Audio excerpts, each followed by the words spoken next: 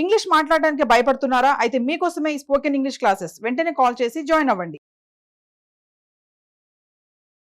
Hello అండి, I'm Anitha and I'm here with you all to tell you all some tips. యాక్చువల్గా బిగినర్స్కి కొన్ని tips ఇద్దాం అనుకుంటున్నా. ఏంటి తెలుసా, బిగినర్స్ స్టార్టింగ్ నుంచి నేర్చుకోవాలనుకున్నప్పుడు టెన్సెస్ దగ్గర నుంచి మొదలు పెడతాం కదా. టెన్సెస్ అంటే 12 ఉంటాయని చెప్పి 1 to 12 అన్నీ నేర్చుకొని ఏది రాకుండా కష్టపడుతూ ఉంటారు కదా. అందులో బాగా ఇంపార్టెంట్ అయిన మనం ఫ్రీక్వెంట్గా యూస్ చేసే ఒక 4 టెన్సెస్ ఫస్ట్ మీరు నేర్చేసుకోండి. ఇంకా మీరు దేని గురించి ఫరీ అవ్వకుండానే ఇంగ్లీష్ చక్కగా మాట్లాడడం మొదలు పెట్టొచ్చు. ఓకేనా? ఆ టెన్సెస్ ఏవి అని నేను బ్రీఫ్గా చెప్తాను.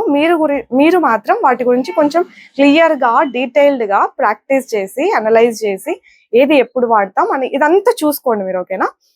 ఆ 4 టెన్సెస్ ఏవి అంటే ఫస్ట్ది simple present tense. Simple present tense దీన్ని నేను మీకు ఆల్రెడీ చెప్పుంటా. ఎట్లా చెప్పుంటానంటే the usage of do and does, లేకపోతే the usage of V1 and V5 అని చెప్పుంటా. ఈ పేర్లన్నీ చెప్తే కంగారు పడతారు ఎందుకులే అన్నట్టు నేను పేర్లు చెప్పకుండా ఏమని చెప్పుంటా, usage of do and does. ప్రతి టెన్స్ లోనే ఏముంటాయి తెలుసా అండి, వర్బ్స్ ఉంటాయి, హెల్పింగ్ వర్బ్స్ ఉంటాయి. ఆ వర్బ్స్ ని హెల్పింగ్ వర్బ్స్ ని ఎట్లా యూజ్ చేయాలి, ఏ హెల్పింగ్ వర్బ్ యూజ్ చేస్తే ఏం మీనింగ్ వస్తుంది, ఏ వర్బ్ యూజ్ చేస్తే ఏ మీనింగ్ వస్తుంది, this is what you have to understand. Tense అంటే ఏం లేదు. ఏంటి టెన్స్ అంటే ఏమనుకుంటున్నారు, మనం నేర్చుకునే 12 స్ట్రక్చర్స్ అనుకుంటున్నారా? కాదు.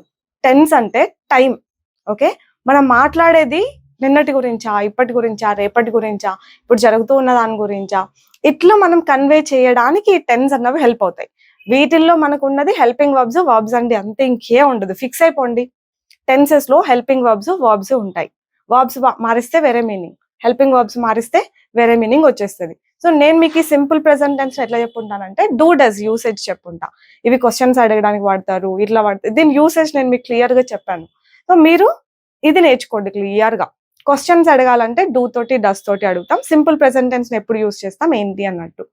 ఓకే, వర్బ్ యూస్ చేయాలంటే V1 ఆర్ V5 ఉంటుంది. ఎస్ ఫార్మ్ ఆఫ్ వర్బ్ ఎప్పుడు యూస్ చేయాలి చెప్పాను నేను మీకు క్లియర్ గా చెప్పా. V1 ఎప్పుడు యూస్ చేయాలి చెప్పాను. సో ఇది దీనిపైన బాగా ఫోకస్ చేయండి. Okay, initially.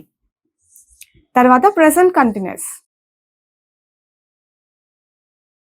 ప్రెసెంట్ కంటిన్యూస్ కూడా చెప్పాను. ఎలా చెప్పుంటానంటే is, am, are with ING form use చేయండి.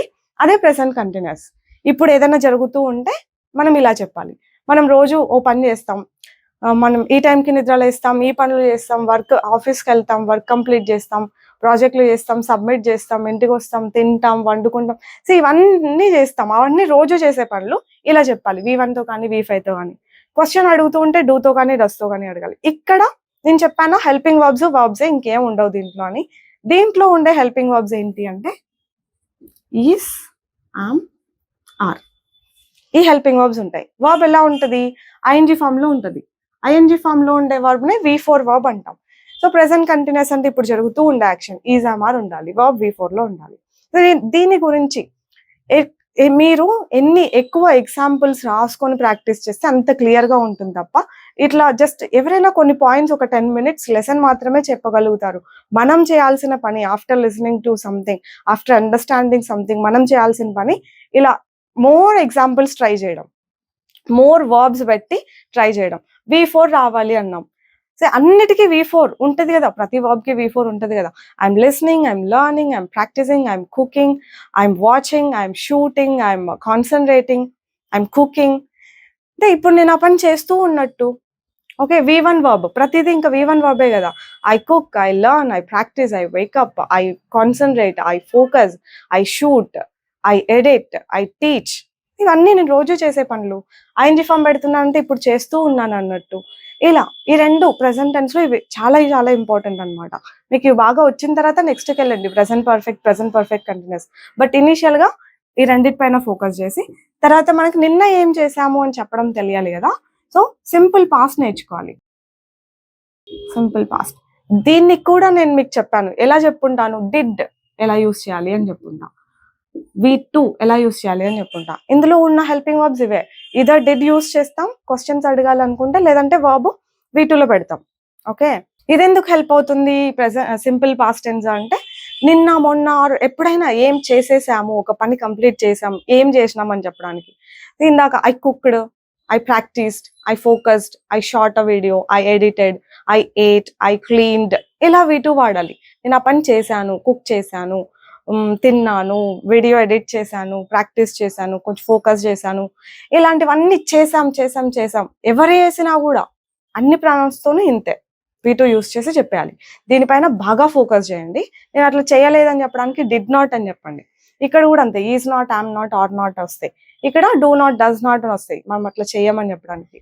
ఓకే, తర్వాత సింపుల్ ఫ్యూచర్ నేర్చుకోండి. ఇంకా past perfect continuous, seriously telling, అసలు నా లైఫ్లో ఎప్పుడు యూస్ చేయలేదు, అట్లాంటి అవసరం కూడా రాలేదు. ఓకే, బట్ నేర్చుకోవాలనుకుంటే నేర్చుకోండి, తప్పేం లేదు. కానీ నేను చెప్పేది ఇనీషియల్గా అక్కర్లేదు అని. స్టార్టింగ్ లోనే వాటి మీద పడేసి మనం ఇంకా అవి నేర్చుకోలేక ఇది అర్థం కాక ఇట్లా ఉండొద్దు. దాట్స్ వాట్ మై సజెషన్, నేర్చుకోవద్దని కాదు. ఓకే, తర్వాత సింపుల్ ఫ్యూచర్, విల్, V1, ఇందులో విల్ ఉంటుంది, V1 ఉంటుంది, ఇందులో డిడ్ ఉంటుంది, సెంటెన్సెస్ లో V2 ఉంటుంది, అంతే. ఇంకా విల్ మీకు చెప్పాల్సిన అవసరం లేదు. సింపుల్ ఫ్యూచర్ మనకు ఆల్రెడీ వచ్చు. V2 ఒక్కటి తెలిస్తే మనం పాస్ట్ లో ఇట్లా చేసినాం అట్లా చేసినాం అని చెప్పేయచ్చు. క్వశ్చన్స్ అడగాలంటే డిడ్ యూ డూ దాట్ అని చెప్పి క్వశ్చన్స్ అడగవచ్చు. ఇది కంటిన్యూస్ ING ఫార్మ్స్, ఇది ఈజీగా నేర్చుకోవచ్చు. ఉట్టిగా ING ఫార్మ్స్ కదా, మనం ఈజీ. క్వశ్చన్స్ అడగాలంటే are you, is she, is he, I already explained them. ఇంకా డూ, డస్, ఇవి ఒకటే కొంచెం కన్ఫ్యూజ్ అవుతూ ఉంటారు అనమాట. దీనిపైన బాగా ఫోకస్ చేయాలి. ఇవి బాగా వచ్చిన తర్వాత వీటికి క్వశ్చన్ వర్డ్స్ యాడ్ చేసి క్వశ్చన్స్ అడగడం ప్రాక్టీస్ చేస్తాం. That's what you have to do. అన్నిటినీ నేర్చుకొని ఏది అర్థం కాకుండా ఉండడం కంటే స్టార్టింగ్ లో వీటిపైన కాన్సన్ట్రేట్ చేయండి. మాక్సిమం ఇంగ్లీష్ అంతా ఇక్కడే ఉంటుంది. అర్థమైందా? ఇంకొకసారి చెప్పాలంటే ఓవర్ వ్యూ లాగా ఇవ్వాలి అని అంటే, ఈ టెన్సెస్ బాగా ఇంపార్టెంట్ అని చెప్పాను. ఎప్పుడు వాడాలి అని నేను మీకు ఆల్రెడీ ఎక్స్ప్లెయిన్ చేశాను. మహా అంటే 10 నిమిషాలు ఎక్స్ప్లెయిన్ చేసి ఉంటాము. But I want you to spend lot of time on it. ఒక రోజంతా సింపుల్ ప్రెజెంట్ మీదనే ప్రాక్టీస్ చేయండి. 100 ఎగ్జాంపుల్స్ రాయండి. ఇంకా నెక్స్ట్ టైం నుంచి ఎందుకు రాదు మాట్లాడడం 100% వస్తుంది. మనం చేసే తప్పేంటి తెలుసా? మనం అన్ని నేర్చుకోవాలనుకుంటాం, ఒక రోజులోనే అన్ని నేర్చుకోవాలనుకుంటాం. అట్లా అవ్వదు. తెలుగులో డైలాగ్ ఉంటుంది కదా, అది అవ్వదమ్మా, అవ్వదు. అన్ని ఒక రోజు అసలు నేర్చుకోవద్దు. ఫార్ములాలు వేస్తారు, అరో మార్కులు వేస్తారు, ఏమేమో చేస్తారు. అవసరం లేదండి, అన్ని చేయాల్సిన అవసరం లేదు. ఒక్కటి పర్ఫెక్ట్ గా ఒక్కటి నేర్చుకోండి. ఈ రోజు స్టార్ట్ చేశారంటే సింపుల్ ప్రెజెంట్ మీద డూతో డస్తో క్వశ్చన్స్ అడగడం రావాలి. V1, V5 యూస్ చేసి సెంటెన్సులు ఫామ్ చేయడం రావాలి. WH వర్డ్స్ యూస్ చేసి సెంటెన్సులు ఫామ్ చేయడం రావాలి. నేను అట్లా చేయను ఇట్లా చేయను అని చెప్పాలంటే డోంట్, డజంట్ యూస్ చేయడం రావాలి. ఇట్లాంటివి ప్రాక్టీస్ చేసేయండి. ఒక్కరోజు మొత్తం ఇదే. ఈరోజు మాట్లాడినా మొత్తం ఇవే మాట్లాడాలి. ఓకే, ఆలోచించినా ఇవే ఆలోచించాలి. అట్లా నెక్స్ట్ డే, టుమారో వీటిపైన ఎక్కువ మనం వర్కౌట్ చేయట్లేదు కానీ చేయండి. ఇంకా లైఫ్ లో మనకు డౌట్ రావద్దు. సో ఈజామర్ పెట్టి ING ఫామ్ పెట్టడం, ING ఫామ్ పెట్టడం, I am not, you are not, we are not అని నెగటివ్ సెంటెన్సులు ఫామ్ చేయడం. Are you, is she, is he, అట్లా I you listening, is she practising, are they going, అట్లా questions పెట్టి ING forms పెట్టడం. What are you, where are you, when are you, how are you, why are you అని చెప్పి ING ఫార్ములు పెట్టడం. అట్లా question words తో try చేయండి. ఓకేనా? ఎవరైనా ఇలా చేయండి అని గైడ్ మాత్రమే చేస్తారు. మీకు స్ట్రాంగ్ విల్ మీకు ఉండాలి, ఖచ్చితంగా చేయాలి కదా అన్నట్టు. అప్పుడు మాత్రమే మనం నేర్చుకోగలుగుతాం. నేను కూడా యూట్యూబ్ లో కొన్ని వీడియోలు చూసి చాలా నేర్చుకున్నాను. అందరూ 10 నిమిషాలు ఎక్స్ప్లెయిన్ చేసి ఉంటారు, కానీ మనం ఎంత ఎఫర్ట్స్ పెట్టినాం, మనం ఎంత చక్కగా విన్నాం అనేది మ్యాటర్ అనమాట. ఓకే, ఇక్కడ కూడా అంతే. ఇంకొక రోజు మొత్తం దీనికే టైం స్పెండ్ చేయండి. V2 గుర్తుపెట్టుకోవడం అంత ఈజీ కాదు ఇనీషియల్ గా. కొన్ని వాటికి ఈడీ వచ్చేస్తుంది, వాంటెడ్, ఇన్వైటెడ్, ఇట్లా కొన్నిటికి ఈడీ వచ్చేస్తుంది. కొన్నిటికి చేంజ్ ఉంటుంది కదా, ఏట్ అని, వెంట్ అని, టాట్ అని, ఫాట్ అని, రైట్? ఇట్లా V2 చేంజ్ ఉంటుంది కదా. అట్లాంటి వాటిపైన కొంచెం ఎక్కువ ఫోకస్ చేయాల్సి ఉంటుంది. మొత్తం ఒక డే ఆర్ ఇది వచ్చేంత వరకు ఇదే, ఇంకా నెక్స్ట్కి వెళ్ళకూడదు. అలా ఉండాలన్నమాట. దీనిపైన పెద్దగా వర్కౌట్ చేయక్కర్లేదు. ఇది మనకు చాలా ఈజీ. లేదు టఫ్ అనిపిస్తుంది అంటే దీనిపైన కూడా వర్కౌట్ చేయండి. ఒకటి ఏదైనా స్టార్ట్ చేసాం ఒక టెన్స్ అంటే అది వచ్చేంత వరకు వదిలిపెట్టకుండా ప్రాక్టీస్ చేయండి. అప్పుడు మాత్రమే సక్సెస్ అవుతాము. 12 టెన్స్లు నేర్చుకొని ఫార్ములాలు నేర్చుకోవద్దు, అసలు వేస్ట్. ఫార్ములాలు కాదు మీరు ప్రాక్టీస్ చేయాల్సింది. సబ్జెక్ట్ ప్లస్ V1 ప్లస్, ఎందుకు మీరు ఫార్ములాలు వెళ్ళి మాట్లాడతారా చెప్పండి? Okay, forget about formulas. మీరు నేర్చుకోవాలనుకుంటే నేర్చుకోండి. నాకైతే ఏ రకంగా హెల్ప్ అవ్వలేదు కాబట్టి నేను చెప్పాను. అది మీకు హెల్ప్ అవుతుంది నేర్చుకోవాలనుకుంటే it's up to you. But my suggestion is it's not the formula that you have to practise, it's the sentence that you have to practise. Okay, ఫార్ములాలు కాకుండా డైరెక్ట్ గా సెంటెన్స్లే ప్రాక్టీస్ చేయండి. అర్థమైందా? That's all what I wanted to say అండి. I hope this helps. I'll see you all later with another concept next time. Bye bye.